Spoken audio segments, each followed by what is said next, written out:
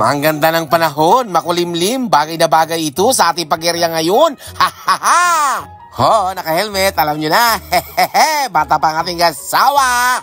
Ho, sino nakakaalam ng lugar na ito? Ha ha ha, may hanging bridge. Ang problema, hindi madaanan. Sayang naman. Akala ko, nasa Golden State ako. Hehehe, ang ganda kasi ng tulay. For today's video nga pala, pupunta tayo doon sa paralan ng Alitaytayan, doon sa ibabaw ng gulod na yun, no? Kaso mukhang naliligaw na tayo, hehehe. Pero dahil sa galangan yung bulikat na kaibigan, syempre, marurumbo natin yung paralan na yan, hehehe. First time ko nga palang makapasok dito kasi naman, nung napunta ko dito, nako, bumalik ako kasi ang hirap ng daan. Buti ngayon, medyo maganda na siya.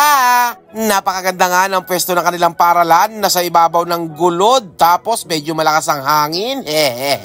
Bagay na bagay sa mga mag-aaral dito ng mga bata. At ayan na nga, nakarating na ako dito sa kanilang Alitaytayan Elementary School.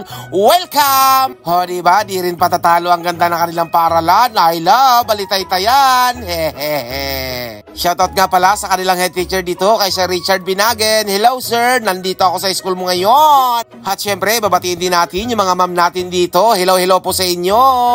Siyempre, dahil tapos ko na aking trabaho, nag-video-video na naman ako. Hehehe, content creator ba? Hanggang dito na lang. I-follow mo na ako. Maraming salamat. Bye-bye!